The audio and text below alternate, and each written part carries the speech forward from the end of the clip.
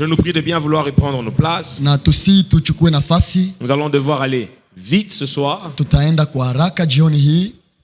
Nous allons directement prendre nos Bibles, Tukamate basi Biblia zetu nos blocs-notes et nos stylos. na mahali pa kuandika pia. Luc 6, 46, Jésus dit, pourquoi m'appelez-vous Seigneur, Seigneur, et ne faites-vous pas ce que je dis? Luka 6:46 inasema, kwa nini mnaniita Bwana Bwana na mtimize ile ninayoagiza? Beaucoup donnent leur vie, reçoivent Christ comme sauveur, pas comme Wengi Seigneur, comme sauveur. wanapokea Yesu kama vile mwokozi lakini hapana kama En tout cas, Bwana. je le reçois comme Seigneur, mais qui ne se mêle pas de ma vie privée. Nampokea kama vile mwokozi lakini kama Bwana asiingie maisha yangu sana. Je le reçois comme sauveur, merci. Asante yeye Mais qu'il kukuwa ne vienne pas me dire mwokozi. comment je dois m'habiller, comment je dois parler, Lakini qui est-ce que asiniambie je dois nitavaa namna fréquenter. gani, nitasema namna gani, nitakuwa na tabia Je gani. viens dire à quelqu'un, si Christ n'est pas ton Seigneur, tu n'es pas sauvé, tu es Natafuta perdu. nikwambie kama Kristo haiko Bwana wako ni kusema Parce que le seul haujaokolewa. capable de te conduire sur le chemin de la vie, c'est si et seulement si tu acceptes de marcher avec Jésus. Kwa sababu utaweza kutembea vizuri kwenye njia ya maisha kama Et unakubali tu dois kuongozwa le na Yesu. laisser te conduire. Na ni lazima umwachie uongozi Ce wa n'est pas maisha. à toi de définir le chemin et dire à Jésus, accompagne-moi. Si kwako kwa kuweza kutia njia mbele yako na kusema Non, Yesu non, c'est lui qui nishindikize. te montre le chemin et il te dit, Ni suis-moi. yeye anakuambia njia ni hii na Mais unifuate. nous avons beaucoup de chrétiens qui disent à Jésus, accompagne-moi. Na kuna Wakristo wengi ambao wanaambia Yesu, Yesu tushindikize. Je veux me marier à ce monsieur, accompagne-moi. Nataka nioe huyu mume unishindikize. Je veux me marier à cette sœur, Nataka accompagne-moi. nioe huyu dada unishindikize. Je veux me parler comme je veux, toi viens avec moi. Nataka niseme niendelee kuongea gisi navyosema, wewe ukuye Jésus tu n'est pas le nishindikize. grand frère du quartier qu'on va chercher pour la bagarre dans l'autre quartier. Yesu haiko ndugu yako mkubwa mwenye unaenda katafuta juu ya kupiganie mavita yako ya mume. Oh non, balinipiga pale kuile quartier kuyo nusindikize na wewe mupige. Non, Jésus n'est pas votre quado. Yesu haiko vile. Jésus n'est pas votre quado. Yesu haiko grand frère yako vile. Il n'est pas votre quado, il n'est pas le réparateur de votre pneu. Yeye haiko wa kukutengenezea pneu yako sasa inaharibika. Qui a besoin du quado maintenant? Nani anahitaji Personne. wa kumtengenezea pneu? Personne. Hakuna hata moja. Celui qu'on va chercher seulement quand il y a un besoin. C'est pas ça Jésus. Katafutiwa tu senye kuko Ce hitaji. n'est pas Yesu qui il haiko est. ule. Non, il est ton Seigneur. Haiko ule njo Yesu. Ta Yesu iko respiration, Bwana. tu le lui dois. Ni lazima unampashwa. Une kwa kweli. chose, 10 Mambo sous-points. 10 De notre troisième point. ya hii nukta yetu ya tatu. 10 sous-points. Kuna hapo sasa nukta ndogo ndogo 10. Sur les qualités d'un vrai disciple. Pas un faux, un vrai. Ya hali zinazoonesha mwanafunzi wa Et kweli. que ceux qui ont apporté leur bloc-notes écrivent avec moi. Mwandike basi ninyi ambao mna mahali pa kuandika. À la ligne, vous y êtes? Mko pamoja nami? Première vérité. Ukweli wa Ce kwanza que tout vrai disciple du Seigneur est rebelle au système corrompu du ni monde. kwamba kila mwanafunzi wa kweli wa Bwana anapingana kabisa na hali ya dunia ambayo Quelqu'un dit inachafuka. amen à cette vérité. Sema amina kwa ukweli huo. Oui, si tu comprends, tu dis amen. Kama unaelewa sema amina. Tout vrai disciple du Seigneur, tout vrai disciple du Kila Seigneur mwanafunzi wa kweli wa est Bwana rebelle au système corrompu. anapingana Du kabisa monde. na hali ya sasa ambayo Romains 12, inachafuka. 1, 2, la Bible nous dit, je paraphrase. Waroma 12 shairi ya kwanza na ya pili. Romains 12, 1, 2. Waroma 12 shairi ya Offrez vos kwanza. corps comme des sacrifices vivants Toweni mili yenu kama zabihu et ne iliyo vous hai. conformez pas au siècle Na présent. musiende kufuatana na hali ya sasa. Offrez vos corps. Toweni mili Ne vous yenu. conformez pas. Musitembee En kulingana d'autres termes, na dunia hii. Kwa kusema cela ingine, veut dire hii ne inasema vous associez pas au siècle présent. musitembee kama watu wa siku hizi. N'adoptez pas le système du siècle présent. Musikamate tabia ya siku hizi. Ne vous familiarisez pas avec le siècle présent. Musijizoeshe kwa kizazi cha sasa. N'acceptez pas le système corrompu du siècle présent. Musikubali hali ya sasa ambayo ni ya Cela veut machafuko. aussi dire ne vous soumettez pas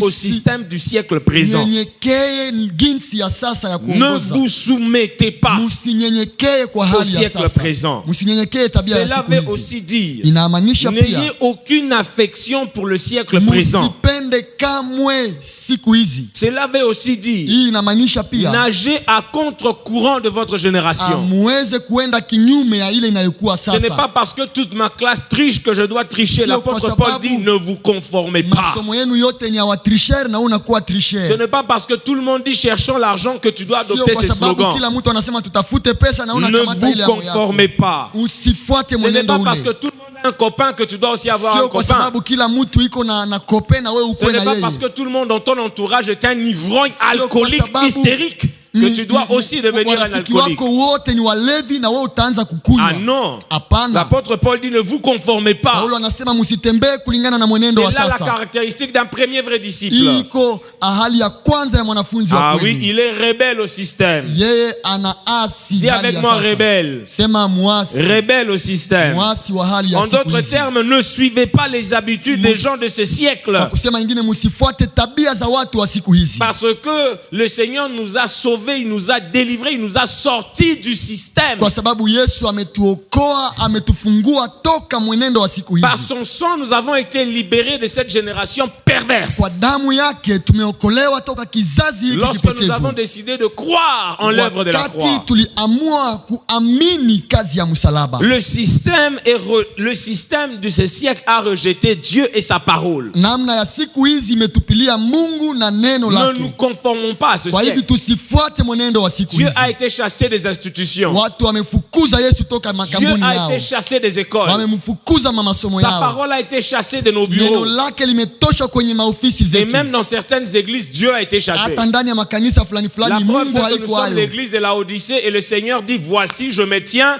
à la porte. Angalia. Comment le propriétaire de l'église peut être à la porte? Kanisa ya Laodikia, Yesu anasema nasimama kwenye mlango. Namna gani mwenyezi kanisa anaweza simama kumulango?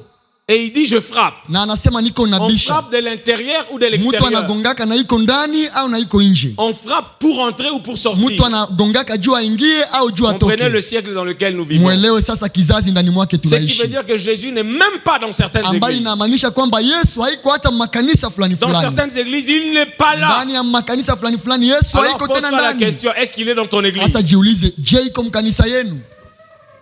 Mais l'apôtre Paul nous exhorte à faire ceci. Na Paulo anatuambia hivi. Avoir le discernement par le renouvellement de l'intelligence. Tukuwe na kubadilishwa kwa akili. Avoir le renouvellement. Le discernement, voulais-je dire. Tuweze kuwa na kuchunguza. Par le renouvellement de l'intelligence. Tukuwe na nia mpya. Pourquoi? Kwa nini? Pourquoi avons-nous besoin du discernement que offre la transformation du Saint-Esprit? Kwa nini tunahitaji kugeuzwa upya ya nia zetu ambayo Roho wa Pourquoi Mungu avons-nous anatupa? besoin du discernement que nous offre le renouvellement de Kwa nini l'intelligence? tunahitaji kuumbwa upya katika akili zetu? C'est pour faire ce qui est bon. Ni kwa kufanya inayokuwa C'est pour mazuri, faire ce qui est agréable. kwa kufanya inayokuwa Et ce mema qui est parfait. na yanayokuwa Pas aux makamilifu. yeux du monde, Hapana kwa macho ya mais aux dunia, yeux de Dieu. lakini kwa macho ya Mungu. Accomplir ce qui est bon, Tutimize inayokuwa accomplir ce safi qui est agréable ambayo et inakubalika ce qui est na parfait. makamilifu. Pas aux yeux des papas et des mamans Hapana d'abord, macho ya baba na mama mais kwanza, aux yeux de Dieu. lakini machoni mwa Mungu. Alléluia. Amen. Et le renouvellement de l'intelligence n'est possible que par que lorsqu'on s'habitue, lorsqu'on s'expose régulièrement à la parole de Na Dieu. mtu anaumbwa upya katika akili yake wakati anazoea kukaribia neno la Mungu. Que ceux qui écrivent, notez avec moi ce qui suit. Mwandike hii nini C'est mnawaandika. à quoi tu t'exposes t'influence. Ile ambayo unasikiza au unazogelea sana itakushawishi. Je répète, c'est à quoi tu t'exposes Ile ambayo unazoea t'influence.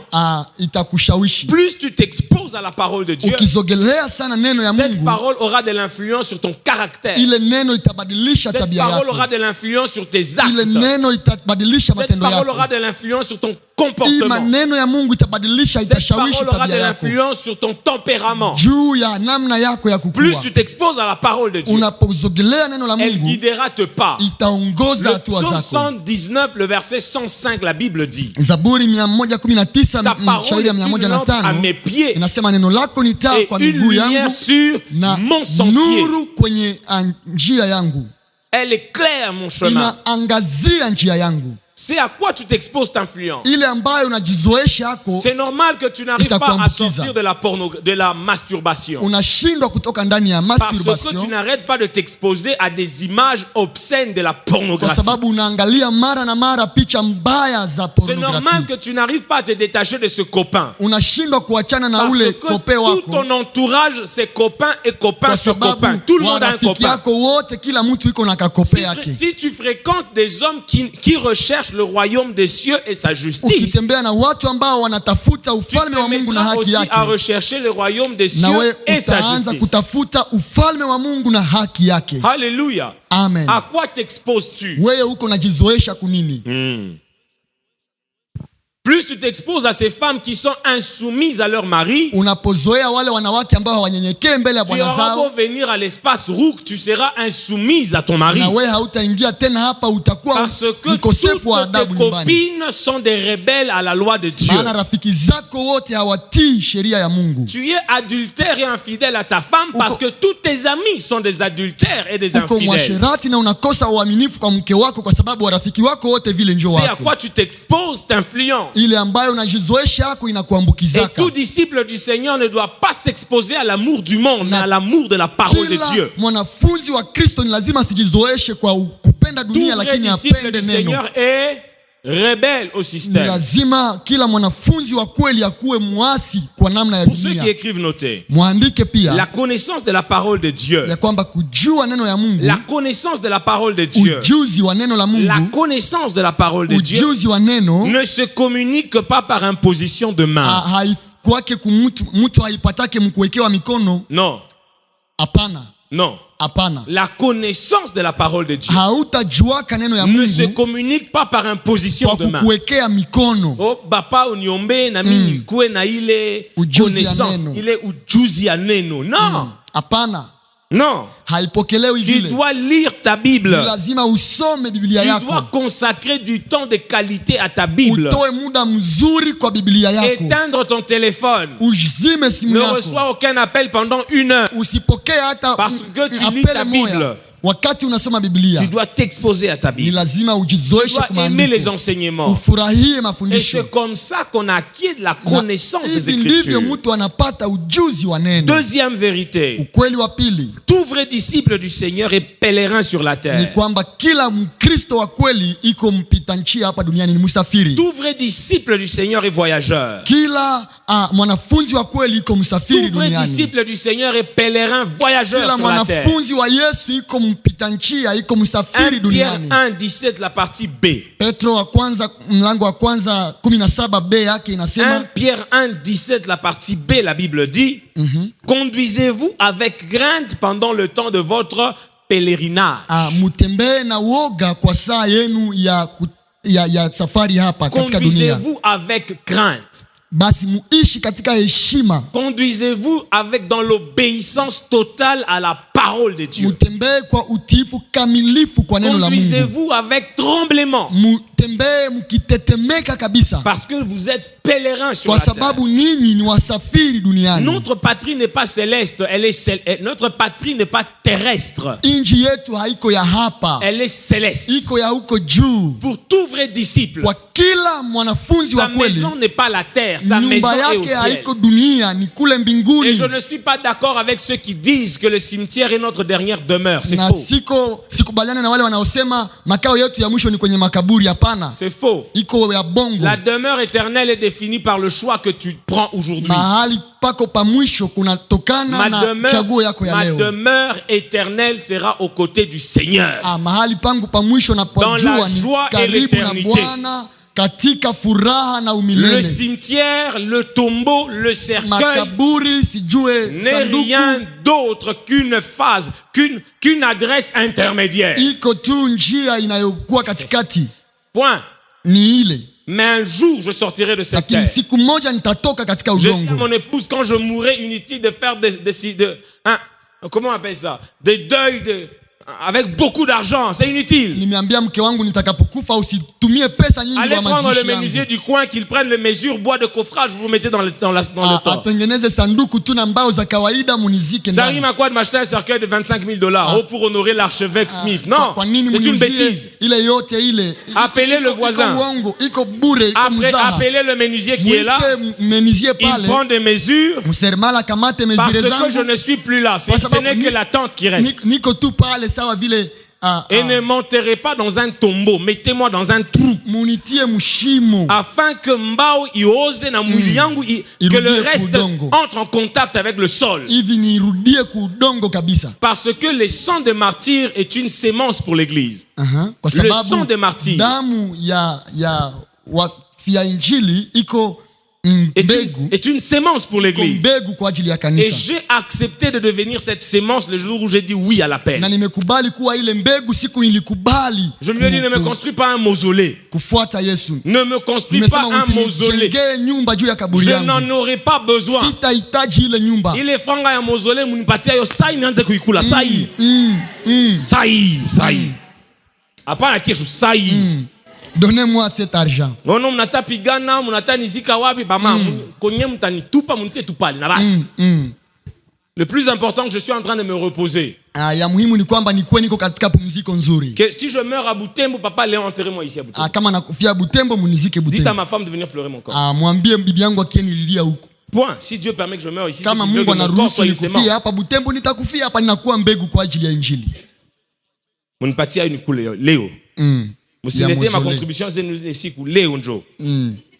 Nos pasteurs, nous prions pour vous, Sikata les frères militaires. Ah oui. Ah oui.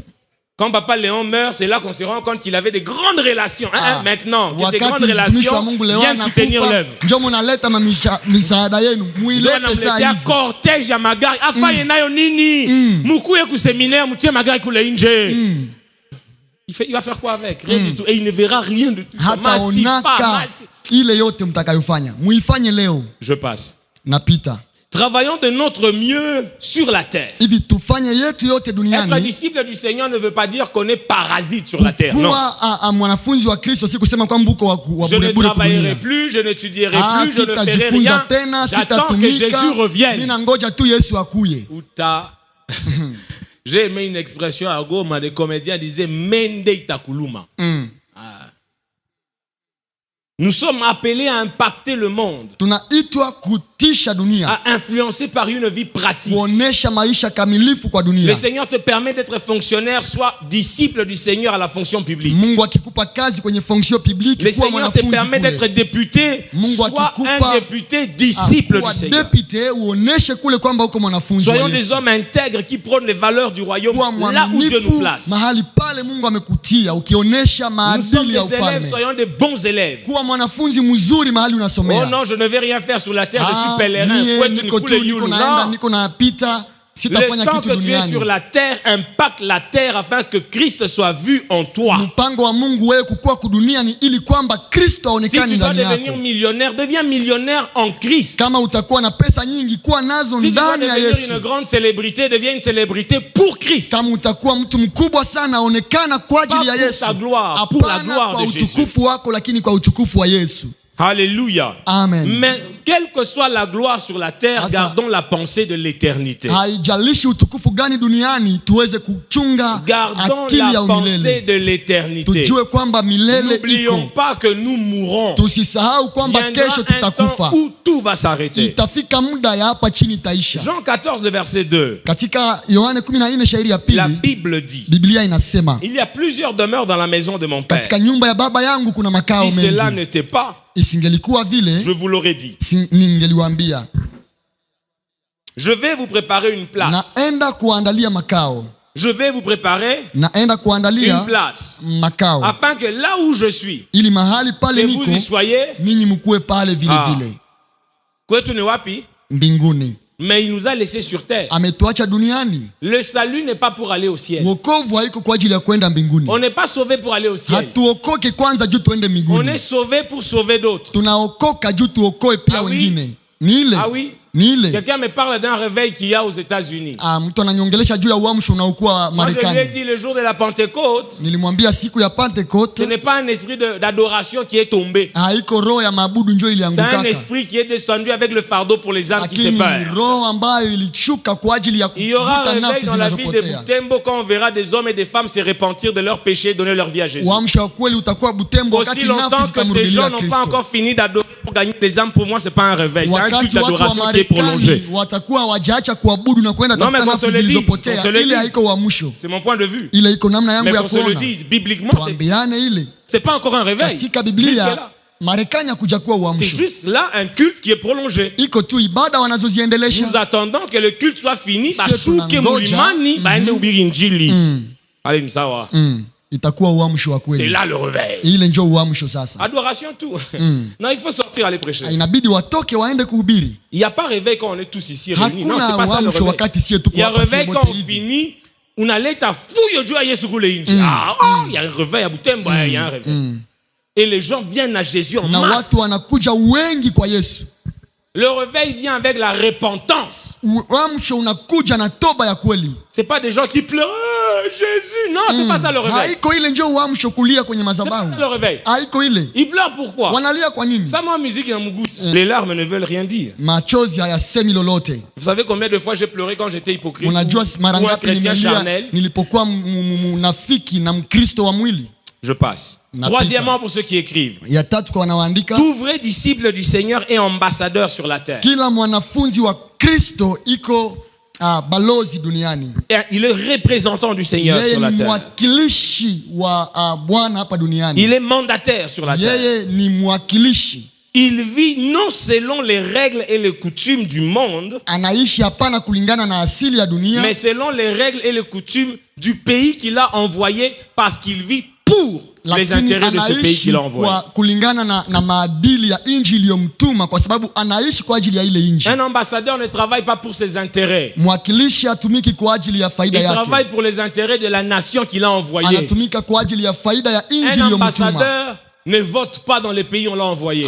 Mwakilishi hafanyi kura ndani ya inji anamoishi. Un ambassadeur ne s'enrôle pas dans l'armée du pays dans lequel on l'a envoyé. Hakamate kitabu ya mahali pale ambako ametumwa. Alléluia. Amen. Ce que je veux dire, c'est qu'un ambassadeur est attaché à sa patrie. Natafuta kusema mwakilishi ni lazima akuwe ambatana Pose-toi la sana na inji question si yake. tu es ambassadeur du Seigneur. Sasa jiulize, je, wewe uko mwakilishi wa Est-ce que ta Bwana? manière de vivre est à l'image de ce qu'il y a au ciel? Namna yako ya kuishi, je, inaonesha mbingu Est-ce que duniani? ton langage reflète le langage Je, du ciel? lugha yako iko lugha ya Il faudrait mbinguni? que les hommes arrivent à nous voir et qu'ils aient un aperçu du ciel. Ni lazima watu watuone na waone gisi Qu'on mbinguni arrive ici et qu'on inavyofanana. sente l'humilité et la modestie, la douceur et la Wafike patience. hapa na waone uvumilivu, waone hapa uzuri, utu wema, waone kila tunda la Roho. Alléluia. Amen. Ah.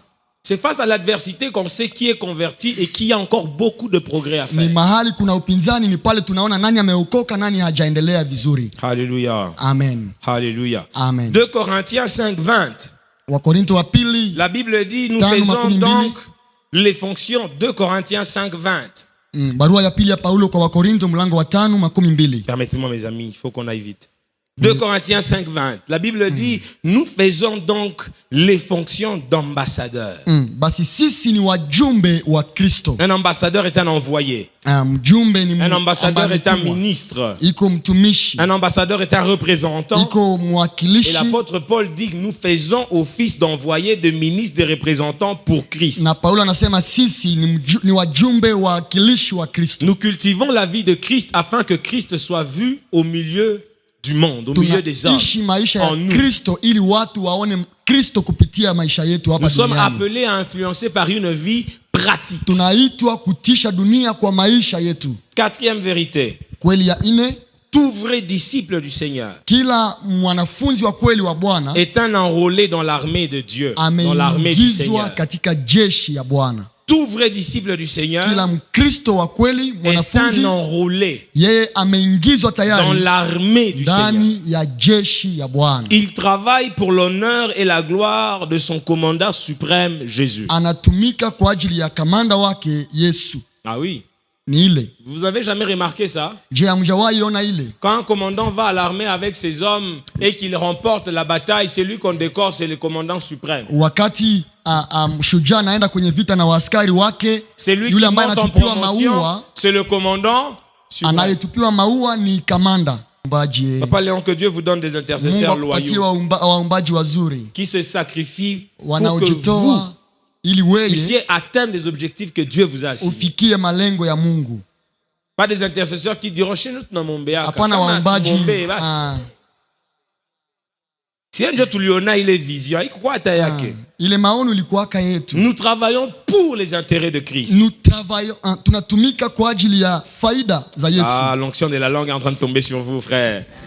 Nous travaillons pour les intérêts du Christ. Tunatumika kwa ajili ya faida za C'est lui le Yesu. commandant Yeye suprême. ndiye kamanda wetu. 2 Timothée 2:4, la Bible dit. 2 Timothée 2:4. Timotheo wa pili mlango wa pili shairi ya 4 inasema, Il n'est pas de soldat, voulais-je dire, qui s'embarrasse des affaires de la vie s'il veut plaire à celui qui l'a enrôlé. hakuna askari ambaye atashughulikia mambo ya dunia kama anatafuta kumpendeza yule aliyemuingiza kwenye jeshi. Non, Apana. qui veut plaire à celui qui l'a enrôlé Yule ne doit ambaye pas se conformer à son siècle. Anapenda ampendeze yule aliyemuita, ni lazima asifuate dunia hii. Pourquoi est-ce que je refuse de me compromettre? C'est pour plaire à celui qui m'a appelé. Kwa nini nakataa kuanguka muzambi? Ni ili nipendeze yule Pourquoi est-ce aliyeniita. que tu es fidèle à ton mari? Parce que Christ, cela réjouit le cœur de Christ. Kwa nini unabaki mwaminifu kwa mume au mke wako? Ni kwa sababu ile inafurahisha roho ya Kristo. Pourquoi est-ce que tu obéis à la parole de Dieu? Parce que je suis un militaire dans l'armée de Kwa Christ. nini unaheshimu neno la Mungu? Ni kwa sababu uko askari katika jeshi la Que quelqu'un Bwana. dit avec moi, militaire du Dieu suprême. Sema askari wa Mungu wa milele. La phrase était longue, disons militaire. Sema tu askari.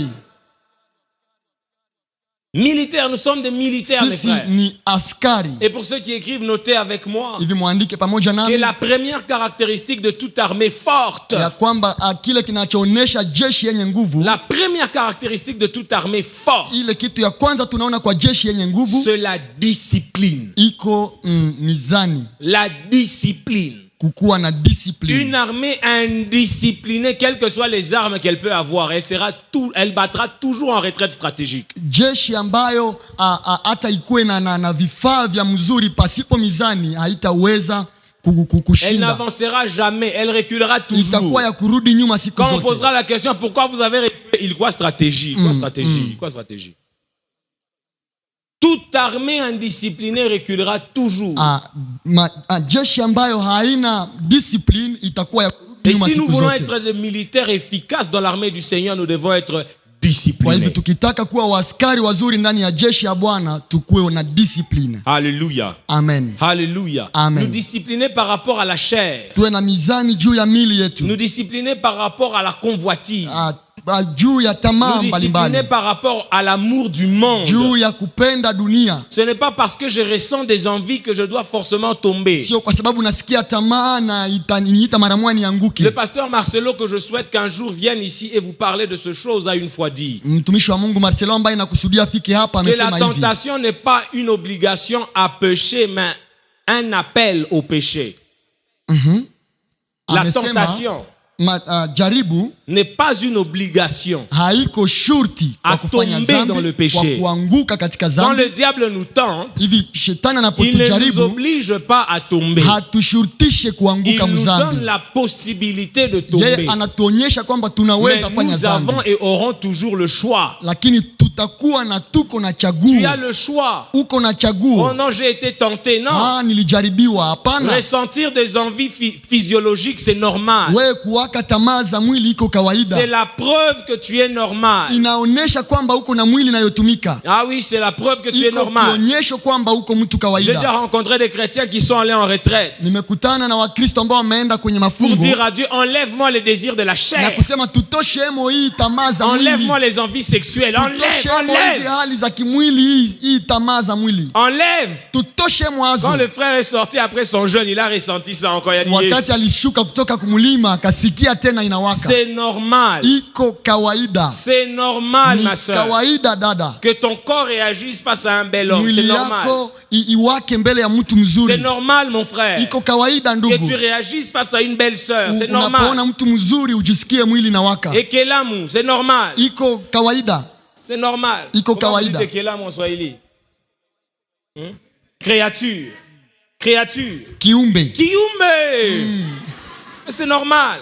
kawaida, C'est normal. iko kawaida. Mais tu ne dois pas succomber aux envies de la chair. Usianguke kutamaa za mwili. Permettez-moi d'insister en donnant encore cet exemple.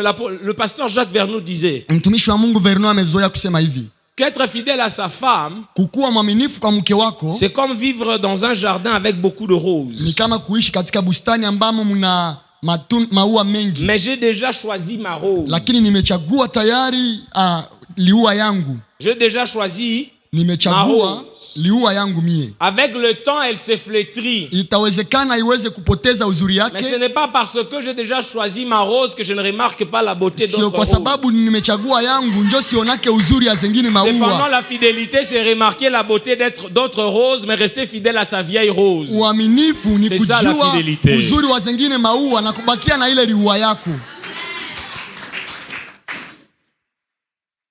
Cinquième vérité pour ceux qui écrivent. Kweli watano kwenu mnaoandika, Tout vrai disciple du Seigneur est fidèle au message de son maître. kila mwanafunzi wa Bwana anakuwa mwaminifu kwa ujumbe wa Tout Bwana. vrai disciple du Seigneur Kila mwanafunzi wa Bwana est fidèle au message de son ni maître. mwaminifu kwa ujumbe wa Matthieu Kristo. 28, le verset 20. Mathayo 28 shairi ya 20. Matthieu 28, le verset 20. Mathayo 28 C'est shairi Jésus ya qui parle à 20. ses disciples. Yesu anasema na wanafunzi Il dit, wake. allez faites des nations des disciples. Anasema enendeni mkafanye mataifa Mais il yote kuwa insiste en wanafunzi. disant, enseignez-leur à observer tout ce que je vous ai prescrit. Na anasema muwafundishe kutii maneno yote En d'autres niliyowaagiza. termes, soyez fidèles à ce que je vous ai enseigné et enseignez-leur. Kwa kusema ingine, muwe waaminifu kwa yale mmesikia kwangu na 2 muyafundishe pia. Timothée 2:2.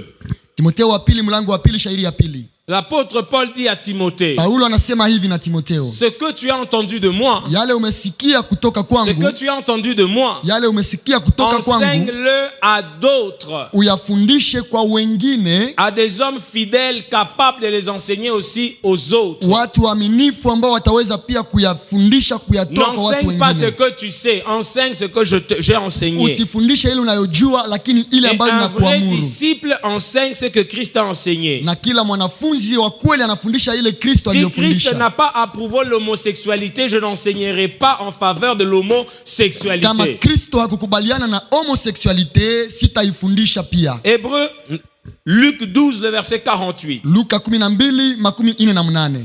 Christ parlant du serviteur fidèle. Wakati Kristo anaongea juu ya mtumishi Il dit, mwaminifu, heureux ce serviteur, anasema ni waheri ule que son mwanafunzi maître à son retour ambaye bwana wake anaporudi trouvera faisant ainsi, atamkuta akifanya kazi yake. trouvera le disciple fidèle Atakuta mwanafunzi dans ce que le mtumishi Seigneur lui a mwaminifu demandé de faire. katika ile aliyoombwa. La fidélité au message Uaminifu kwa est ujumbe aussi la caractéristique d'un vrai disciple. iko pia kionyesho cha mwanafunzi mzuri. Quel est le message que tu prêches? Ujumbe gani unauhubiri leo? Es-tu fidèle à ce que Christ a prêché? Je, uko mwaminifu kwa ile Kristo Quel est aliyofundisha? le message auquel tu crois? Ni ujumbe gani ambao umeamini? Est-ce que c'est ce que Christ a Je, enseigné? ni ile ujumbe Kristo aliyofundisha? Réponds-toi. Hivi utubu. Jésus revient bientôt. Yesu anarudi upesi. Si tu ne prends pas la décision qui s'impose, Kama haukamate Jésus reviendra et tu chaguo, resteras assis sur le banc de ton église. Yesu atarudi na utabaki kukiti ya Laisse-moi te kanisa poser yenu. la question, utatoka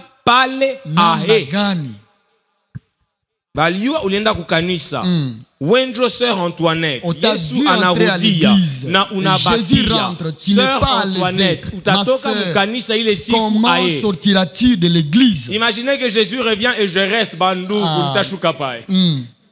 Sixième vérité. Asa kweli ya sita, Tout vrai disciple du Seigneur est comme son maître. kila mwanafunzi wa kweli iko kama mwalimu wake. Il est fidèle au message Iko mwaminifu kwa ujumbe et il est comme son na maître. iko kama mwalimu Il est wake. fidèle au Iko message mwaminifu kwa ujumbe et il est comme son na maître. anafanana bwana wake. Jean 15, le verset 20. Yohane 15 shairi ya La Bible 20. dit, Biblia inasema, souvenez-vous de la parole que je vous ai dite. mkumbuke neno Le nililowaambia. serviteur n'est pas plus grand que son maître. Mwanafunzi haiko zaidi ya mwalimu Mais wake. tout disciple accompli est comme son maître. Lakini kila mwanafunzi anayeaminika iko Le kama mwalimu disciple wake. n'est pas plus grand. Mwanafunzi haiko mkubwa, Il est comme son maître. iko kama Même bwana s'il wake. fait plus que le maître, Hata kama anafanya zaidi ya il ne bwana sera wake, jamais plus que le maître. hatakuwa zaidi ya mwalimu wake. Jamais. Hapana, kamwe, Jamais. kamwe Jamais. haitafika. Les hommes se sont prosternés devant le maître. Tu veux qu'on se prosterne aussi devant toi? Watu wameweza kushuka mbele ya mwalimu wako na unapenda watu washuke mbele yako? Non. Hapana. Le disciple n'est pas plus grand. Mwanafunzi haiko mkubwa, Il doit travailler à ressembler à son ni maître. lazima atumike juu afanane mwalimu wake. L'apôtre Pierre, même dans son reniement, Petro hata katika kukataliwa kwake, Même quand il niait Jésus, wakati alikuwa on akikataa a vu Yesu, Jésus en lui. watu waliona Yesu ndani Le yake. docteur Kateb a dit, lorsque Pierre disait, je ne le connais pas, Wakati alikuwa anasema hanimjue ule Yesu, probablement il disait, en vérité, je vous le dis, je ne le connais pas. inawezekana alikuwa anasema kweli kweli huyu mtu Et ninamjua. on a dit, il parle comme Anasema, Jésus. anasema sawa Yesu Il parle comme Jésus, lui. Kwa anasema sawa Yesu Et huyu. Pierre, même quand il disait, je ne le connais pas, Hata aliposema simjue ule, sa vie témoignait qu'il connaissait. maisha yake ilichuhudia kwamba Son anajua langage Yesu. témoignait qu'il connaissait Namna Jésus. yake ya kusema ilionyesha kwamba Parce qu'il anajua était Yesu, devenu comme le kwa maître. sababu alikuwa amefanana na Yesu. Alléluia. Amen. Septième vérité. Kweli ya saba, Toujours parlons des qualités d'un vrai disciple. tukiongea juu ya hali zinazoonyesha Caractéristiques mwanafunzi wa d'un vrai kweli. disciple. Mwanafunzi wa kweli, Septième vérité. ukweli wa saba juu yake Tout vrai disciple du Seigneur kwamba kila mwanafunzi wa kweli est dans la joie quand son maître est glorifié. iko ndani ya furaha mwalimu wake anapopata Et c'est sifa, là même par ses tribulations. hata kupitia mateso yake. Je répète. Narudilia, Tout vrai disciple du Seigneur kila mwanafunzi wa kweli wa Bwana est dans la joie iko ndani ya quand furaha on acclame son maître. wakati bwana wake Quand anashangiliwa, on acclame son maître, wakati mwalimu wake il est dans anashangiliwa, la joie. yeye iko Vous ne mfuraha. pouvez pas m'acclamer plus que Jésus. Hawezi nishangilia kuliko Si vous Yesu. m'avez acclamé, vous étiez debout. Kama mulinishangilia na Quand vous mnasimama, acclamez Jésus, vous devez ni sauter. lazima mkishangilia Yesu Si vous m'avez murukeruke. acclamé, vous sautiez. Kama mlinishangilia Quand vous mkirukaruka, acclamez Jésus, vous sautez, vous mkishangilia courez. Yesu muzunguruke zaidi kuliko. C'est là que je suis dans la Ni joie. pale nitakuwa Parce que ndani ya celui qui a furaha, l'honneur, c'est pas celui qui porte la parole, mais la parole qu'il kwa porte. sababu anayekuwa na heshima si mwenyewe neno, lakini ni neno analobeba. Et j'ai aimé encore ce que Jacques Vernon disait que Papa Léon a adopté. Na nimefurahia ile ambayo mtumishi wa Mungu Verno alisema, ambayo imekubaliwa pia hapa, C'est que quand un berger fait des exploits avec son chien, on ne jette pas de fleurs au chien, on jette de fleurs au berger. ni kwamba imbwa ikifanya mambo mazuri na bwana wake hawatatupia maua Même imbwa, lakini mwenyezi si imbwa. mon chien devient capable d'écrire, Hata imbwa yangu ikiweza kuandika, on ne dira pas que mon chien est un chien savant. hawatasema imbwa yako iko na akili, On dira celui qui l'a dressé est un génie. watasema wewe mwenye ulifundisha uko na akili. Le chien ne dira pas, et moi je fais quoi? Non. Imbwa haitasema na mimi nilifanya nini sasa. Parce que le Hapana. chien n'est rien sans le Kwa berger. sababu imbwa haiko Et kitu le bila chien était plus ce mwenyezi qu'il est imbwa. grâce au berger. Ah oui. 1 Pierre 4,14. Petro ya kwanza 4:14. Si vous êtes outragés pour le nom de Christ. Kama munateswa kwa ajili ya jina la Yesu. 1 Pierre 4,14. Petro ya kwanza Si vous êtes outragés pour le nom de Christ, 14 inasema mkiteswa vous êtes heureux. kwa ajili ya Kristo Parce ninyi que ni wenye l'esprit heri, de gloire, l'esprit de Dieu kwa kuwa roho wa repose utukufu sur vous. ni juu yenu. Wow. Vous êtes heureux Ninyi ni wenye parce que heri l'esprit de gloire, l'esprit de Dieu repose sur vous. kwa sababu roho wa utukufu, roho wa Mungu ni ndani yenu. L'église d'aujourd'hui est faible Kanisa ya leo iko parce que dhaifu l'église d'aujourd'hui fuit la kwa tribulation. sababu inakimbia mateso. Or, dans la tribulation, le nom de Jésus est glorifié. Jawapo ndani ya mateso jina la Kristo Or, dans la linatukuka. tribulation, Christ est prêché. Ndani ya kuteswa Kristo anahubiriwa. Vous savez pourquoi l'église n'est plus persécutée? Unajua kwa nini kanisa leo haiteswe Pour ceux tena? qui écrivent, écrivez. Mwandike hivi ninyi Le Seigneur mnaoandika. m'a dit, Bwana ameniambia l'église a peur de la tribulation kanisa iko na uoga ya kuteseka lorsqu'elle commence à aimer le monde. wakati inaanza kufurahia Et dunia elle veut vivre. na Elle veut vivre. inapenda iishi. L'église, un Kanisa chrétien qui a peur de la au tribulation Mkristo anayeogopa mateso est un chrétien, qui ne sait pas où il va finir son ni éternité. Mkristo ambaye hajue umilele Deux, wake est un chrétien qui ataupitisha a wapi. fini par aimer le monde. Pia ni Mkristo ambaye amependa hali ya dunia. Oui, Ndiyo, si des militaires entrent ici et nous disent que tous ceux qui sont chrétiens restent assis, nous restons tous assis. Normalement. kawaida ni ile, Parce que la Bible dit kwa sababu Biblia que inasema subir la tribulation est une preuve que l'esprit de gloire est sur nous. kuteseka kwa ajili ya Kristo ni kionyesho Mais kwamba aujourd'hui, roho qu'est-ce wa que l'Église utukufu ni juu enseigne? yetu. Qu'un homme est dans la gloire quand il a des voitures. Leo kanisa inafundisha kwamba mtu yuko mtukufu sasa iko na Papa magari. Léon, vous êtes dans la gloire. Muko na L'esprit de utukufu. gloire est sur vous. Roho wa L'esprit utukufu de ni Dieu est hapa. sur vous. Iko juu On vous yako. persécute davantage. Wakutese tena Parce que zaidi. cela ne fait qu'emmagasiner une grande cargaison de gloire. Kwa sababu inaonesha na inachunga tena utukufu zaidi ya Ne ile. fuyons pas la tribulation. Tusikimbie mateso. Si elle vient, elle vient. Ikikuja inakuja. L'église s'est compromise quand elle a recherché la paix grâce au monde. Kanisa imepata kutoroka njia yake wakati litafuta amani kwa kupenda dunia. Si Dieu permet qu'on commence à nous tuer pour le nom de Christ, aucune sagesse ne peut mettre fin à cela. Kama Mungu anaruhusu tuanje kuuiwa juu ya jina la Yesu, hakuna hekima itanyamazisha ile. Cela constitue une de preuves irréfutables que nous sommes fidèles à Christ et à sa parole. Ile ni mojawapo ya vionyesho ya kwamba sisi ni waaminifu kwa Kristo na kwa neno lake. Alléluia. Amen. Alléluia. Amen. La tribulation est une de preuves que nous sommes réellement fidèles à Christ. Mateso yanaonesha kwamba tuko waaminifu kwa Jean Kristo. 15 le verset 20 la partie B. Yohane 15:15 B yake. Jean 15 le verset 20 la Yohane partie B. 15 shairi ya 12 B yake. S'ils m'ont persécuté, Inasema kama ils walinitesa vous persécuteront aussi. watawatesa pia. S'ils m'ont persécuté, Kama walinitesa ils mimi, vous persécuteront ninyi aussi. pia mutateswa. S'ils ont gardé ma parole, Kama walichunga neno ils langu, garderont aussi la vôtre. neno lenu pia watalichunga. Heureux sommes-nous Sisi ni lorsque wenye nous heri sommes persécutés pour le nom du wakati Christ. tunateswa kwa ajili ya jina la C'est des Yesu. messages qui sont devenus rares dans nos églises. Iko jumbe ambazo hatusikie tena Heureux makanisani. seras-tu Utakuwa mwenye lorsqu'on heri te chassera du travail à cause de ta foi en wakati Jésus. utafukuzwa kazini kwa ajili ya imani yako kwa Heureux Kristo. seras-tu Uko mwenye heri lorsque ton fiancé t'abandonnera parce que tu as refusé de céder ton corps. wakati mchumba wako atakukatala juu ulimkatalia mwili Heureux, yako, le monde ne comprendra jamais la parole de Dieu. kwa sababu dunia haitaelewaka neno, Et nous avons besoin de la conviction de l'esprit pour comprendre ce qui est na écrit, de tunahitaji l'illumination. mwangaza, nuru ya Roho juu tuelewe hii maandiko. La question est, Swali ni hili. 8e vérité, tout vrai Ukweli wa disciple mnane, du Seigneur kila Mkristo mwanafunzi wa kweli wa Bwana, sera haï du monde. dunia itamchukia. Tout vrai disciple du Seigneur Kila mwanafunzi kamilifu, sera haï. dunia itamchukia. Il sera haï. Atachukiwa. Atachukiwa. Il sera haï. Atachukiwa. Atachukiwa. Dunia Atachukiliwa. itamchukia. Atachukiliwa. Atachukiwa. Atachukiwa. Watamchukia. Batamuchukia. Écrivons. Tuandike hivi. La première page.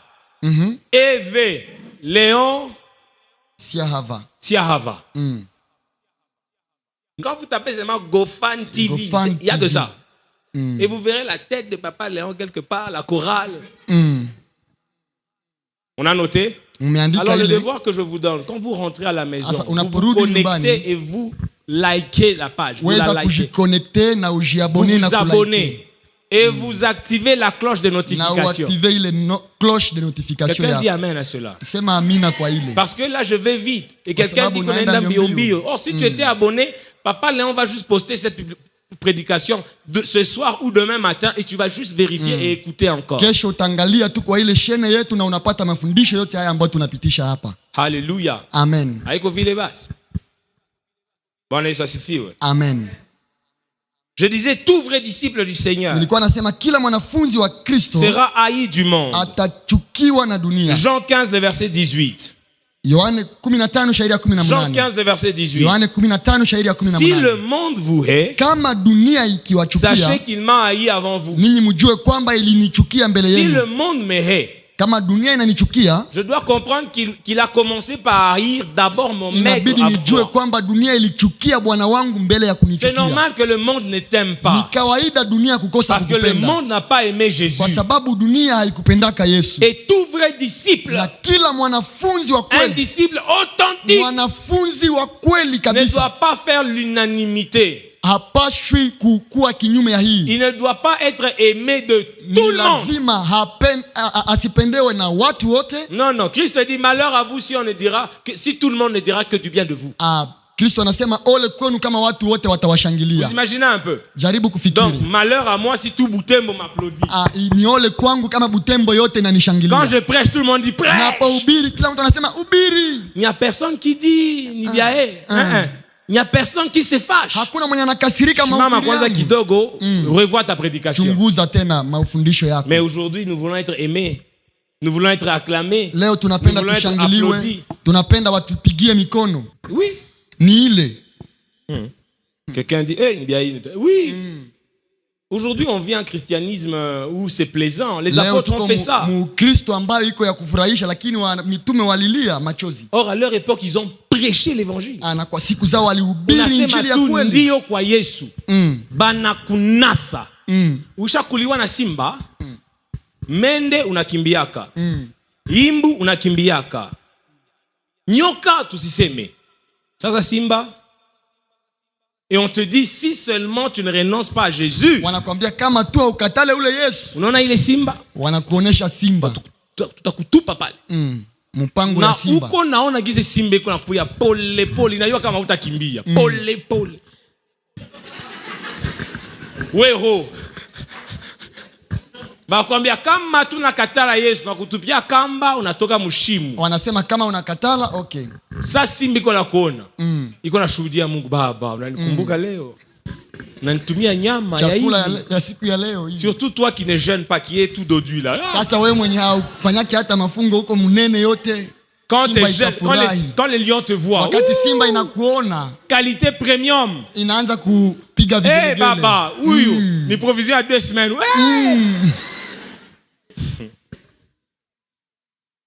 Mais ces gens-là continuent à prêcher l'évangile. Lakini wale watu waliendelea kuhubiri injili. Ici chez nous, oh non, reçois Jésus, batanifukuza kwetu. Oh non, arrête avec ces histoires. Oh non, papa va arrêter de payer mes études. Nimalize kwanza masomo yangu. Ah, les Jésus d'aujourd'hui. Yesu wa leo reçois Jésus comme oh mon fiancé il va arrêter les fiançailles. Wangu atakataa uchumba. Oh non, on va me chasser du travail. Mon boss, c'est notre pasteur de là-bas, notre curé là-bas. Bosi yangu iko abe. Vous imaginez un peu les Jésus d'aujourd'hui. Unaelewa sasa Yesu wa leo. Haiko simba, haiko kifo. Ni jutu utatese kuna ogo. Que Dieu nous aide. Mungu atusaidie. Que Dieu nous aide. Mungu atusaidie. Mais nous devons parler de ces choses. Ni lazima tuongelee mambo haya. Tout disciple du Seigneur qui a peur d'être haï est un faux disciple. Kila mwanafunzi wa Yesu ambaye anaogopa kuchukiwa na watu ni mwanafunzi wa bongo. Wachanana. Wa ovyo ovyo. Wa bure bure. Pourquoi est-ce que Christ était haï? Kwa nini Kristo walimchukia? Pourquoi? Kwa nini? Jean 7:7, la Bible dit. Yohane 7:7 Biblia inasema. Jean 7:7 nous donne la raison pour laquelle Christ était haï. Inatupatia sababu iliyoacha wanachukia Yesu. Christ dit. Kristo anasema. Anaambia hivi watu. Le monde me hait. Dunia inanichukia. Parce que je rends de lui le témoignage que ses œuvres sont mauvaises. Kwa sababu ninashuhudia kwamba matendo yake ni mabaya. Pas parce que je suis voleur. Hapana kwa sababu niko mwizi. Mais parce que le témoignage que je rends du système, c'est que le système est mauvais. Ninashuhudia kwamba hii iko dunia mbaya. Le message de repentance ne peut être prêché que dans un monde corrompu. Injili ya kuita watu kwa toba ni ya kuhubiriwa mahali kuna wafanya dhambi. Et le monde ne peut pas accepter ce message. Na dunia haiwezi kukubali ile ujumbe. Parce que ce message met les œuvres du monde sur la balance de la justice de Dieu. Kwa sababu ile ujumbe inatia matendo ya watu kwenye kilo ya haki ya Mungu. Et Jésus a été crucifié à cause de son message. Na Yesu alitundikwa kwa ajili ya ile ujumbe. À cause de son message. Kwa ajili ya ujumbe wake. On l'a mis à la croix. Walimuweka kwenye msalaba. Yesu. Pourquoi est-ce que le monde nous hait aussi? Kwa nini basi na sisi dunia inatuchukia? Jean 15:19. Yohane 15:19. Pourquoi est-ce que le monde nous hait? Kwa nini dunia inatuchukia? Jean 15:19 répond. Biblia inatujibia kwa ile shairi. C'est Jésus qui parle à ses disciples. Ni Yesu anasema na wanafunzi wake. Il dit le monde vous hait. Anasema dunia inawachukia. C'est moi qui ajoute. Ni mie naongeza. Parce que vous n'êtes pas du monde. Kwa sababu hamuko wa dunia. Parce que vous n'êtes pas du monde. Kwa sababu hamuko watu wa dunia. Et que je vous ai choisi du milieu du monde. Na mimi nimewachagua toka katikati ya dunia. À cause de cela. Kwa sababu ya ile, le monde vous hait. Dunia inawachukia. Pourquoi est-ce que le monde nous hait? Kwa nini dunia inatuchukia? Parce que Jésus nous a sortis du monde. Kwa sababu Yesu ametutosha tusiwe watu wa dunia. Et la Bible dit nous sommes dans ce monde mais nous ne sommes pas de ce monde. Katika dunia hii lakini sisi si watu wa dunia. Et c'est à cause de ça que le monde nous hait. Kwa sababu hiyo dunia inatuchukia. L'apôtre Paul dit si cela dépend de vous, soyez en paix avec tous. Paulo anasema ikiwezekana mkuwe na amani na watu wote. Il a bien dit si cela dépend de vous. Kama inawezekana. Il n'a pas dit pas au dépend de la vérité et de l'évangile de Christ. Akusema juu mkanyangie pia na kweli na injili ya Kristo. Il dit marchez comme des hommes irréprochables. Anasema mutembee kama watu ambao hawata. N'ayez pas de problème gauche droite hawata shitakiwa kwa lolote. Msikuwe na matatizo huku na kule. Mais s'il s'agit de la parole et qu'on vous persécute, buitike. Kama ni kwa ajili ya neno wanawatesa, mpite mwa ile mateso. Kimbia Butembo, tunakimbia Butembo. Alléluia. Amen. Jésus n'a pas dit là où vous serez persécutés, résistez. Yesu hakusema mahali mnateswa mbakie pale, hapana. On vous persécute à Butembo, inakuwa bien mingi, vous prenez votre femme et vos enfants, vous prenez votre vision, vous partez. Ndio. Ni ile. Peut-être que cette persécution est un appel à une mission ailleurs. Inawezekana ile mateso inakuita kwa kazi mahali pengine. L'évangile a été prêché en Samarie quand la persécution a commencé. Injili ilihubiriwa Samaria wakati mateso ilianza. Un auteur disait si acte 1:8 ne s'accomplit pas, acte 8:1 s'accomplira. Mwandishi mmoja alisema kama Matendo 1:8 si acte 1:8 ne s'accomplit pas, ni acte kusema 8:1 Matendo 8 shairi ya kwanza s'accomplira. Si vous ne partez pas de vous-même, kama hamujiendee nyie Dieu peke, enverra la persécution pour vous mettre sur le droit chemin. Mateso kuwarudisha kwa njia inayokuwa sawa. Oui, la persécution est parfois un appel à la mission. Mateso iko mara mwito kwa kuweza kufanya utume. Le monde nous hait parce que nous ne sommes plus de ce monde. Dunia inatuchukia kwa sababu sisi si wake tena. Notez pour ceux qui écrivent. Mwandike kwa wanaoandika. Mais quand même écoutez. Musikie kwanza. Si le monde a crucifié Jésus à cause de son message, kama dunia ilitundika Yesu kwa ajili ya ujumbe wake, et si Christ dit que le monde nous hait parce que nous avons été tirés du monde choisi de Dieu, Kristo akisema tunachukiwa pia kwa sababu tulichaguliwa na Mungu na tuko tena wa dunia, aidez-moi quand même à comprendre. Asa muelewe hivi pamoja na mimi, si nous sommes disciples de Christ, ya kwamba kama tuko wanafunzi wa Kristo et fidèles à son message, na waaminifu kwa ujumbe wa Kristo, pourquoi est-ce que le monde aujourd'hui nous acclame? Kwa nini leo dunia inatushangilia? Pourquoi? Kwa nini?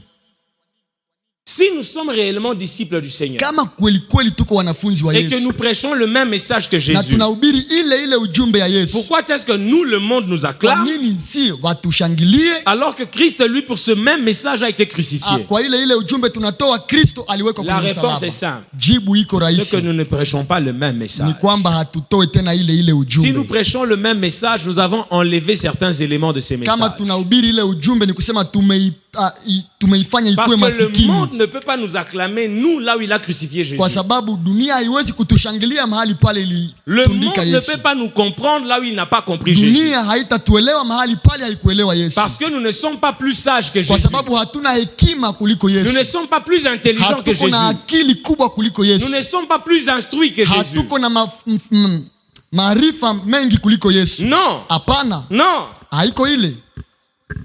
Si nous servons le même Dieu, kama tunatumikia ule Mungu, si nous prêchons le même Christ, kama tunatumikia ule Kristo, pourquoi est-ce que les apôtres, eux, ont été persécutés et nous sommes acclamés? Kwa nini wa mitume waliteswa lakini sisi tunashangiliwa? Pourquoi? Kwa nini? Comment? Namna gani nafika? Comment? Ayetu. Comment des musiciens profanes peuvent m'apprécier? Comment? Namna gani watu wa dunia wanaweza kunifurahia? Comment? Namna gani? Aujourd'hui nous avons des pasteurs amis avec des frères des frères Ko, des frères Fa, des frères. C'est pas possible.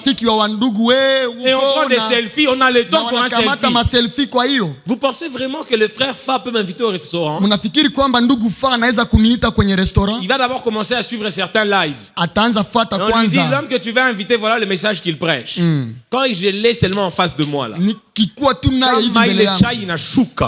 C'est que je n'ai pas encore prêché. Il se lèvera de la chai ngali moto. Atasimama hajakunywa hata kuchai yake. Ndio, nous devons les exposer à la parole. Ni lazima tuwahubiri neno. Je parle en souriant, il répond en souriant, mais iko na ingia pa. Naongea niko nacheka lakini niko na mhubiri injili. Kama Yesu anakuja leo unabakia. Quelle que soit ta popularité, ulipiga stade, c'est vrai, mais zéro mon cher. Ni zéro, pas stanta okoka, je blague pas, réponds-toi. Siko nafanya mzaha okoka sahizi. Je ne blague pas. Mbele ya chai. Est-ce que tu sais que tu es une porte de la perdition pour beaucoup de gens? unajua kwamba umewapoteza watu wengi? Est-ce que tu sais que tu vas rendre de compte pour ce que tu fais? unajua kwamba siku ya mwisho utaelezaka ile yote? Jésus revient et tu resteras. Yesu anakuja na utabaki. L'enfer t'attend. Tu brûleras en enfer si tu ne te répands pas. Pasteur, on va nous juger. Non, je t'informe, je t'annonce ce qui arrive. Je te parle en qualité de prophète. Ça, tachima, atapiga kaposte ya pata pa ku Facebook. Atenda andika. Il ne peut pas chanter mes éloges, il ne peut pas. Aujourd'hui, nous avons la musique chrétienne qui joue dans les boîtes de nuit. Pourquoi? Dépourvu du message évangélique. Papa Léon, les jours où une de vos prédications passe dans un karaoké ou dans une boîte, il y a, c'est qu'il y a un problème. Papa Léon nous boîte. Na unaingia uko na cheza papa Léon uko na ubiri. C'est qu'il y a un problème. C'est qu'il y a un problème. On a piqué les messages sur la sexualité et l'ivrognerie. Il est avec illustration pour qu'on a tia moto. Faut piquer les bords. S'ils dansent encore, c'est qu'il y a un problème. Wakiendelea kucheza ni kusema kuna shida. Non, c'est pas possible. Haiwezekani. La musique gospel ne peut pas jouer dans une boîte de nuit. Nyimbo ya injili haiko ya kuingia kule. La musique gospel n'est pas dansante. Hawezi icheza c'est une musique de méditation. Ni nyimbo ya kukuleta kufikiri. Et même quand on danse en esprit. Hata unapocheza unacheza kiroho. Et on dit amen quand aujourd'hui la louange est devenue un moment de divertissement. Leo saa ya sifa ishakuwa saa ya kujifurahisha. Bandugu tunatangia musho sasa. Shimama tunatangia musho. Mama tunajifurahisha, tunachangamuka. Uchangamuke kidogo, tunataka changamuka sasa. Donc c'est qu'on faisait avant c'était quoi? L'église n'est pas un lieu de divertissement. Kanisa si mahali pa kujifurahisha. L'église n'est pas un lieu d'amusement. Kanisa haiko mahali pa mzaha. L'église est un lieu de transformation. Kanisa ni pahali pa kubadilishwa. Un lieu d'équipement. Pahali pa kujengwa. Un lieu de préparation. Pahali pa kujiandaa. En vue de l'œuvre du ministère pour laquelle nous avons tous été appelés. Quelqu'un qui amène à cela. Ah oui. L'église n'est pas un lieu de divertissement. Jésus dit, si un homme reçoit les éloges des hommes, il n'a plus rien à attendre de Dieu. Il a déjà sa récompense. Il a déjà sa récompense. C'est une bêtise. Et aujourd'hui, nous adaptons la musique gospel aux critères des grandes maisons qui donnent des trophées. Au BET Award, au MVP Award, au Gospel Award. Tunafananisha nyimbo zetu yale manyimbo ya watu ambao wamekuwa wakubwa. Il y a de ces chaînes sur Canal+. Quand vous suivez la musique gospel, vous dites Mungu, ina ni gospel kweli. Ndio mama. Kuna mashine kwenye Canal+, c'est une musique pour avoir une approche auprès des jeunes. Tuzogelee vijana. Jésus qui est venu n'a pas eu d'approche pour attirer les jeunes. Nous, on doit venir pour gagner les jeunes au Seigneur. On doit s'habiller comme des délinquants.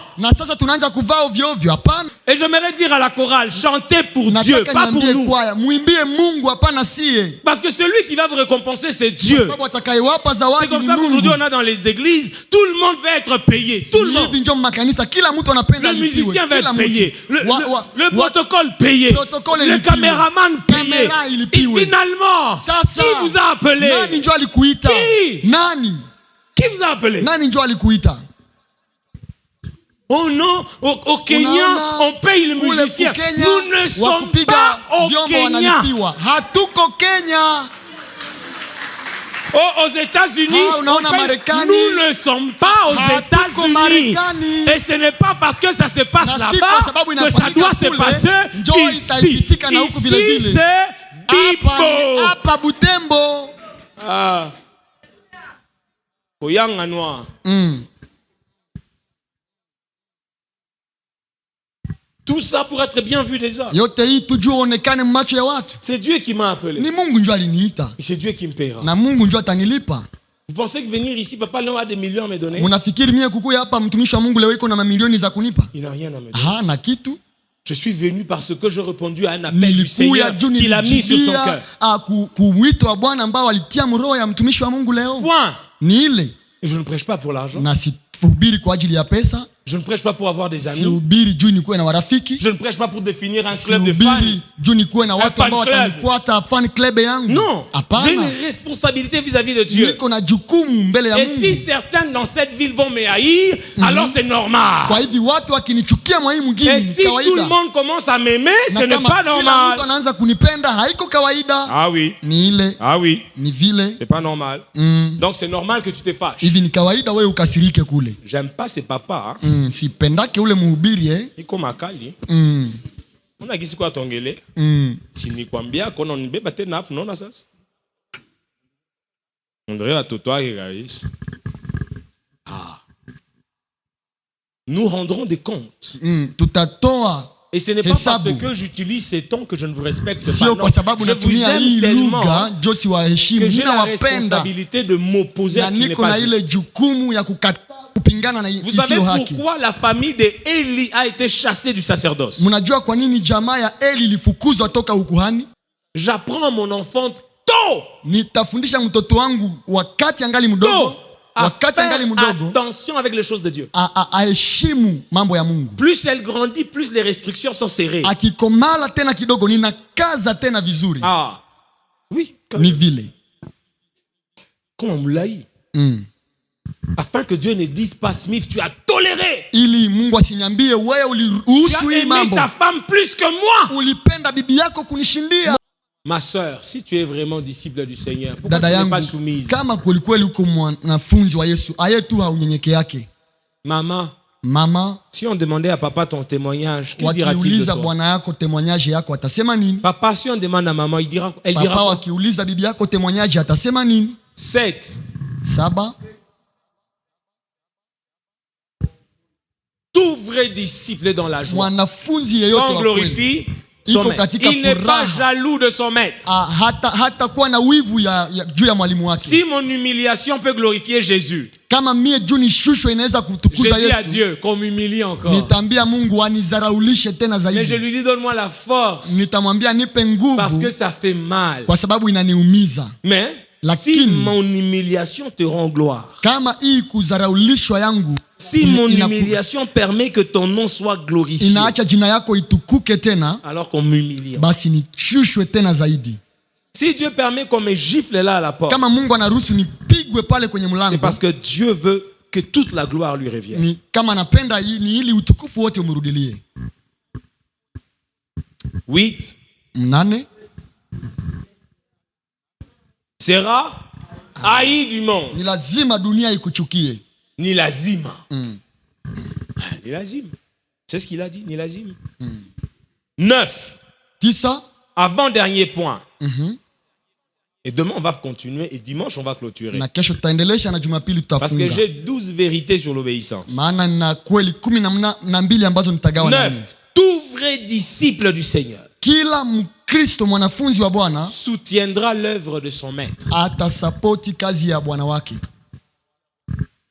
Je répète. Narudilia pale. Tout vrai disciple du Seigneur. Kila mwanafunzi wa kweli soutiendra l'œuvre de son maître. Ataweza kusapoti kazi ya mwalimu wake. Pour ceux qui écrivent, notez. Wale wanaoandika muandike hivi. Ce qu'il a ne lui appartient pas. Yenye iko nayo haiko yake. Il n'est qu'un simple gestionnaire. Yeye tu anakuwa mwenye kuchunga ile. Parce que nous avons dit que le terme grec du Nouveau Testament pour les serviteurs c'est doulos.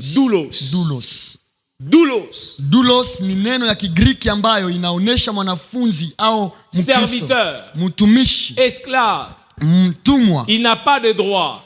Il n'a pas de propriété. Hana kitu kilicho chake. Même sa femme ne lui appartient pas. Hata mke wake haiko wake. Même ses enfants ne lui appartiennent pas. Wake haiko wake. Le jour où il doit partir, il part seul. La femme et l'enfant restent chez le maître. Peke anaachia watoto na mke mwalimu. Et c'est ce que nous sommes pour le Seigneur. Na ile ndio tuko kwa Mungu. Mais à force de diluer l'évangile pour remplir nos églises, nous avons des chrétiens ministres, des chefs. Quelqu'un m'a dit, si et seulement si nous ne construisons pas une certaine qualité de temple, nous n'aurons pas une certaine qualité de fidèles.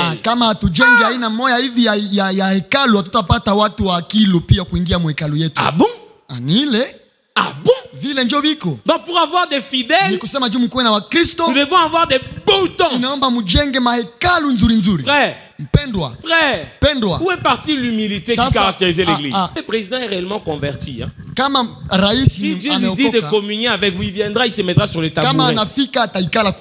Ou il se mettra sur une chaise en plastique. Il ne va pas demander mon fanzier 4 euros. Non, c'est un frère. Les frères se mettent dans l'assemblée. On donnera la chaise en plastique, on va peut-être renforcer là. Il y a eu un débat sur internet. Oh, si les papes viennent dans ton église, il se mettra où? Moi, je dis à mon épouse, si les papes viennent dans mon église, il se met dans l'assemblée. C'est une âme à gagner. C'est une âme à gagner. C'est une âme à gagner. Interprétez-moi ça. C'est une âme à gagner. Pape pia iko nafsi ambayo lazima tuilete kwa Kristo. Non, c'est une âme. Ni nafsi ambayo lazima tulete kwa Kristo. C'est une âme. Moi, je prie pour son salut. Naombea siku zote wokovu wake. Je prie pour son salut. Naombeaka wokovu yake. Non, parce qu'il est élevé. Non, c'est une âme à gagner. Hapana, ni nafsi ambayo lazima aitwe kwa Yesu. Non, si Paul était là, vous pensez qu'il aurait dit quoi? Kama Paulo alikuwa hapa, mnafikiri angelisema nini? Et il dit être disciple du Christ. Anasema yeye ni mwanafunzi wa Kristo. Son message n'est pas du Christ. Sa vie ne reflète pas Christ. Les églises qu'il soutient ne représentent pas Christ.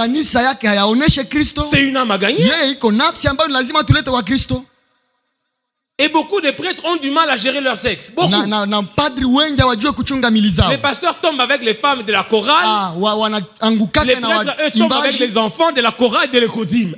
Wao wanaanguka sana waimbaji wadogo. Nisiseme. Et que l'on ne parle pas. Oh baba ikima. C'est une âme. Moi je prie pour eux. Père, que ces gens soient sauvés. Oui. Les papes y compris. Ah voilà.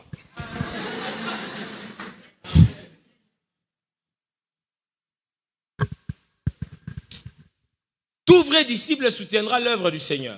Kila mwanafunzi wa kweli ataweza Luc 8, 1 à 2 nous parle de ces femmes qui étaient disciples du Seigneur et qui soutenaient l'œuvre du Seigneur de leur bien. Luka 8 shairi ya pili natongelesha juu ya wale wanawake ambao walisapoti kazi ya Mungu. Tout vrai disciple du Seigneur n'est pas à l'aise quand il y a quelque chose qui dérange dans les cultes. Kila mwanafunzi wa kweli hata kujisikia huru akiona kuna kitu ambacho hakiendeki kanisani. Il peut le faire publiquement tout comme il peut le faire secrètement. Anaweza ifanya kwa watu wote wakiona au anaweza itumika kwa watu hawaone. Moi papa Léo, moi j'enverrai autant. Tunaweza kusema kwa mwisho ya mwezi afin que l'œuvre du Seigneur évolue. Nitatoa yangu hii kidogo juu kazi iendelee. Afin qu'on ne perde pas la parcelle en ville. Ili tusipoteze kiwanja chetu kwenye mji. Combien savent combien est-ce qu'on paye le loyer? Wangapi wanajua tunalipa ngapi? Combien sont déjà allés voir papa Léon pour savoir tunalipa loyer ngapi? Wangapi wamefanya ile? Na mnafanya kaji muipate. Ni vile. Itaanza pana na miaka 10 chaque fin du mois. Kila mwisho ya mwezi. Comme ça itaanza saidi.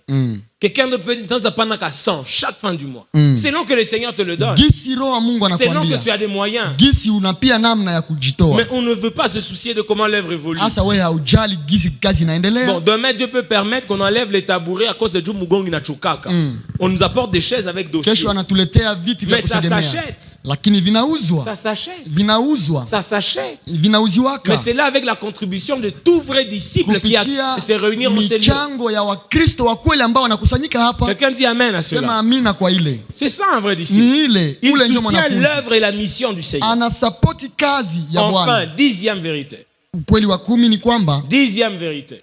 Ukweli ya 10. 10e vérité avant qu'on ne prie. Mbele tuombe Mungu. Vous y êtes? Tuko pamoja. 10e vérité. Kweli ya 10 ni kwamba tout disciple du Seigneur aura le fardeau de faire d'autres disciples. Kila mwanafunzi wa kweli ataenda kutafuta wanafunzi wengine. Tout vrai disciple du Seigneur. Kila mwanafunzi wa kweli. Tout vrai disciple kila mwanafunzi wa kweli. Tout vrai disciple mwanafunzi anayestahili kuitwa mwanafunzi. Tout vrai disciple mwanafunzi kamilifu aura le fardeau de faire d'autres disciples. Atakuwa na mzigo ya kutafuta wengine. Il ne restera pas à la montagne de la transfiguration. Non. Hatabaki kule kwenye mlima wa kugeuza sura. Il descendra pour parler de ce qui s'est passé. Atashuka ili aeleze ile imesikika. Il ne restera pas dans la chambre haute à la Pentecôte. Hatabaki kwenye chumba cha juu siku ya Pentecote. Il descendra pour annoncer Jésus à la foule. Atashuka aende kutangaza Yesu kwa makundi. Alléluia. Amen. Tout vrai disciple du Seigneur doit faire d'autres disciples. Matthieu 28 le verset 19.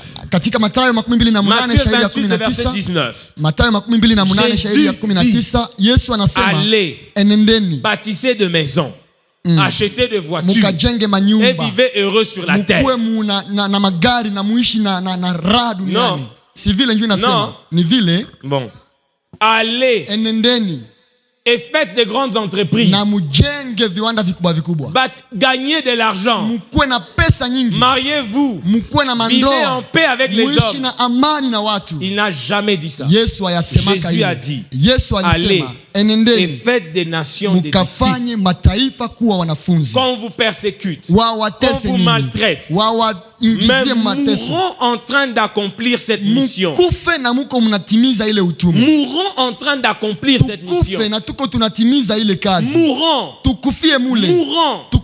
Nous, quand on nous chasse, on se décourage. Nous, quand on nous chasse, on dit si t'as une atteinte. Nous, quand on nous chasse, on nous dit je ne vais plus lui parler de Jésus. Non. Non. Apana. Nous ne pouvons pas faire d'autres disciples si nous sommes imbus de nous-mêmes. Hatuwezi kuweza kufanya watu wakuwa wanafunzi kama tuko na kiburi. Jamais les âmes au Seigneur. Mwenye kiburi hawezi kuvuta watu kwa Kristo. Il faut de l'humilité pour gagner une âme à Jésus. Unyenyekee juu ulete mtu kwa Kristo. Il faut de l'obéissance pour gagner une âme à Jésus. Mtiifu juu ulete nafsi. Et c'est ça un vrai disciple. Na ule ndio mwanafunzi. Bani chambe, bani fukuze, bani mwangie mai. C'est ça un vrai disciple. Combien on ne donne pas sa vie à Jésus pour gagner le mariage? Oh non, viens Jésus. Célibat itaanguka. Ni bongo. Unaweza kuya mu Yesu na célibat na bakia. Ni bongo, oui, c'est ni bongo. On ne vient pas à Jésus pour le mariage. On vient à Jésus parce qu'on a décidé de renoncer avec le péché. On vient à Jésus parce qu'on a décidé de se repentir. On vient à Jésus parce qu'on a été convaincu que nous sommes mauvais. Le cœur de l'homme est mauvais. Et le bébé n'est pas un ange. Ma fille n'est pas une ange. Elle est innocente, oui. Mais ce n'est pas un ange. Oh, l'homme n'est bon. C'est la nature qui l'a vili. C'est faux. L'homme n'est pécheur. L'homme n'est pécheur. Et c'est Christ qui le restaure. L'homme n'est pécheur. Et c'est Christ qui le restaure. Parce que Dieu nous a créés. Le péché nous a déformés. Et Christ nous transforme. Tout homme né de la femme est pécheur. Pécheur. Ma fille n'a que une année et quelques mois, elle est pécheresse. Et au temps convenable, elle donnera sa vie à Jésus. Pas parce que papa est pasteur, mais parce qu'elle comprend qu'elle est pécheresse. C'est la raison pour laquelle on donne sa vie à Jésus. Et l'église n'est pas pour des hommes parfaits. Non. L'église est un sanctuaire composé d'hommes et de femmes. Des anciens pécheurs. Des anciens pécheurs. Mais qui ne sont pas parfaits. Ma faiblesse. Mazaifu zingali. Zingali.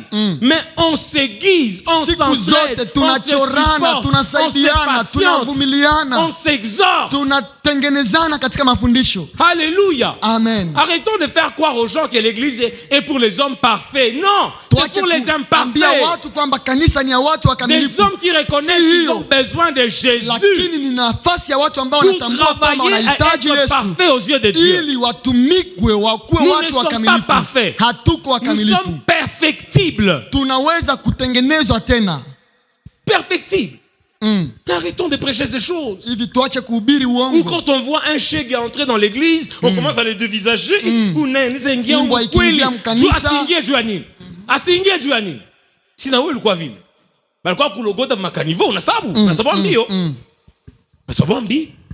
Normalement, dans l'église, on devait avoir des anciens pécheurs, des anciens ivrognes, des anciens, pas des ivrognes, mais des anciens ivrognes.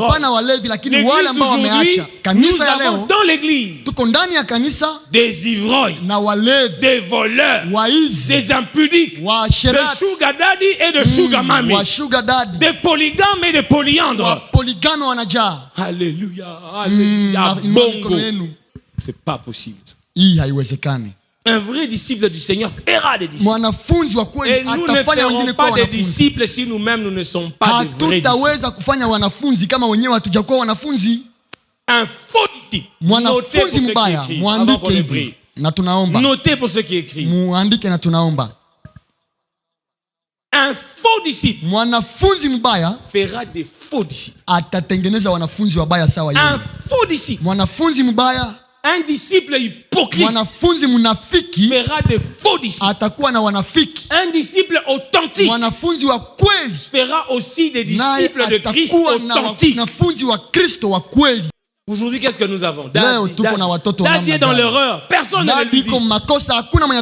Et qui quitte? Daddy dit c'est un rebelle. Non. Papa Léon, le jour où cette assemblée commence à vous tolérer, vous êtes perdu.